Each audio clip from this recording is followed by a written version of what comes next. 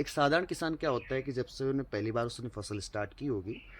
मतलब उसको चलाना शुरू किया होगा, तो उसने ये समझा होगा कि किस प्रकार से बीज लगाया जाता है, कौन सा फर्टिगेशन कौन से टाइम पे यूज़ करना होता है, कितना पानी देना होता है, वगैरह वगैरह वगैरह जो भी है। और उसके बाद में लगातार 6 साल साथ वो फसल करता है, तो उसी शेड्यूल को वो अपनाता रहता है। उसको लगता है कि कभी प्रोडक्शन ज़्यादा हो जाता है, कभी कम हो जाता है, तो वो मतलब किसान तो हो ही जाता है पूरी तरीके से।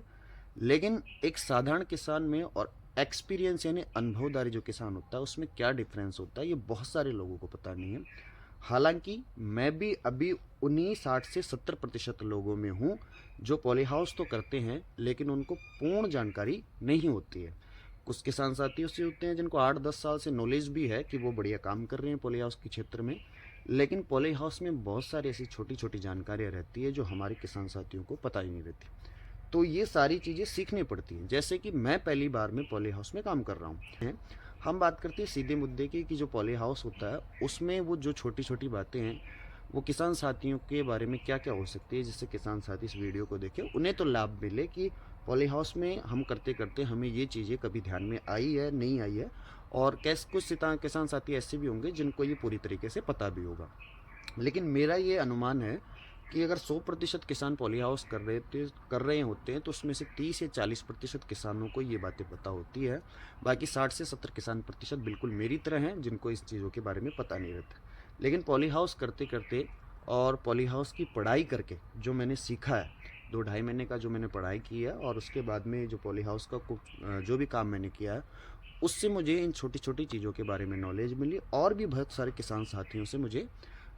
सीखने को मिलता रहता है, तो मैं उनसे जुड़ा रहता हूँ। तो वो जो चीज़ें हैं मैं अपने और किसान साथियों के साथ शेयर करता हूँ। तो उनमें सबसे पहली चीज़ तो हम ये बात करेंगे कि पॉली हाउस चाहे आप कोई सा भी लगाएं, चाहे कैप्सियम का लगाएं, चाहे खीरे का लगाएं, या फिर टमाटर का लगाएं, नेट हाउस लगा लें, ग्रीन हाउस लगा लें, सेट नेट हाउस लगा लें, या पॉली हाउस लगा लें, सीधी सी बात यह है कि आपके पॉली हाउस में बीमारियां आएगी। पहली चीज़, अगर मान लीजिए बाई चांस आपके पॉली हाउस में बीमारी नहीं आती है तो आप बहुत लकी इंसान हैं कि आपके पॉली हाउस में बीमारी नहीं। ये जो फसल है इसमें एनवायरनमेंट तो हम कंट्रोल कर लेते हैं, लेकिन जो बीमारियां होती है वो जाहिर सी बात है कि वो किसी न किसी रूप में हमें मिलती है। अब इसमें कुछ मुख्य बीमारियां होती है, जैसे सबसे पहली जो बीमारी होती है, जैसे पौधे हमने लगा दिए, सबसे मुख्य बात तो यहाँ से जब पौधे स्टार्ट ही नहीं होते उससे पहले एक बीमारी हमारे पॉली हाउस में जन्म ले रही होती है, जिसको हम बोलते हैं निमाटोड, जो कि हिंदी की भाषा में उसको हम बोलते हैं सूत्रकृमि, और पॉली हाउस में हम उसको बोलते हैं निमाटोड। निमाटोड क्या होता है कि जब हम पॉली हाउस लगाते हैं तो बीज लगाने से पहले ही जो हमारी ज़मीन रहती है उसमें एक बहुत बारीक कीड़ा रहता है जो ज़मीन के अंदर रहता है। वो क्या करता है, जैसे ही आपने फसल लगाई, वो फसल का जर्मिनेशन हुआ, अच्छी से उसकी जड़ें विकसित होगी, तो उसके बाद में वो जड़ों के अंदर अंडे दे देता है, और हमारी जड़ें जो होती है उनमें अदरक की जैसे गांठें बन जाती है, जिससे हमारा जो पौधा होता है वो वृद्धि नहीं कर पाता, ग्रोथ नहीं कर पाता है। हालांकि पौधा जिंदा रहता है, लेकिन वो जहाँ होता है जब आ गई तो उसी टाइम पे उसकी ग्रोथ बंद हो जाती है। ये होता है नेमाटोड, जो हमारी फसल को शुरुआत होने से पहले ही हो जाता है। उसके बाद की जो बीमारी होती है उसमें जैसे हम कह सकते हैं जड़ंगलन हो सकती है, लेड ब्लाइट हो सकता है, थ्रिप्स हो सकता है, डाउनी मिल्ड्यू हो सकता है, पाउडर मिल्ड्यू भी हो सकता है, और गमी लेट ब्लाइट भी हो सकता है, वायरस भी हो सकता है। ऐसी बहुत सारी बीमारियां जो पॉली हाउस में आती रहती हैं। अब जो अनुभवधारी किसान है उसको ये पता रहता है कि जो बीमारी आ गई है उसको हम पूरी तरीके से मिटा नहीं सकते, चाहे कोई सी भी बीमारी हो। हम उस पूरी सी बीमारी को, जो मुझे अनुभव है वो उसके आधार पे मैं कह रहा हूँ, कोई सी भी बीमारी आप देख लीजिए उसे आप पूरी तरीके से मिटा नहीं सकते, बस उसको आप कंट्रोल कर सकते हैं। अब ये डिपेंड करता है कि आप उसको कंट्रोल किस हद तक करते हैं, 20%, 50%, 70% या 90%। 10% तो बीमारी आपके पौधों में रहती है, चाहे आप कितना ही केमिकल उसमें यूज़ कर ले, चाहे कितना ही जैविक उसमें यूज़ कर ले। ये जो बात रहती है वो एक सिर्फ एक्सपीरियंस यानी अनुभवदारी किसान को पता रहती है। बाकी जो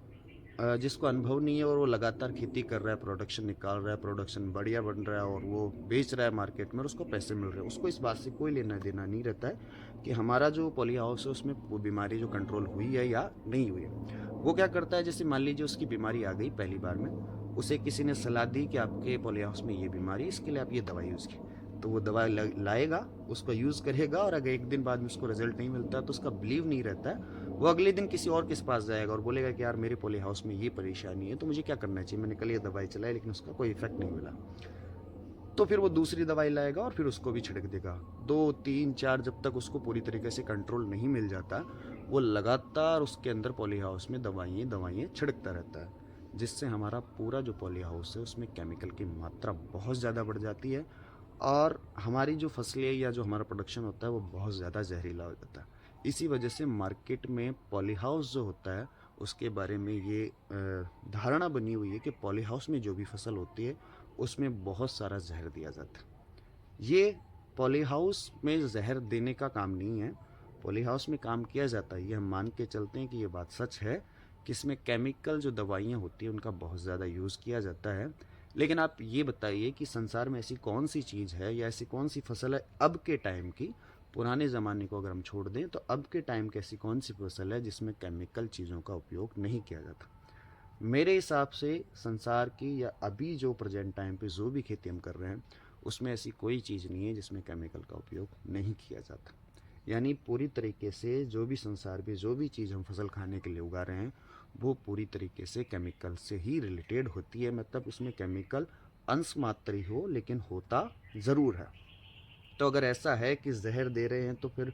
पूरे ही पॉली हाउस में या फिर किसी भी फसल में आप देखेंगे गेहूँ जो बाजरा जो होता है सब में अपन डीएपी वगैरह सब यूज़ करते हैं, तो जहर तो उनमें भी होता है। लेकिन ये सिर्फ एक पॉली हाउस के लिए धारणा बनी हुई है कि पॉली हाउस के अंदर ही जहर होता है। तो ये हम खुद किसान क्रिएट करते हैं इस चीज़ को। तो एक चीज़ तो ये ध्यान देने वाली बात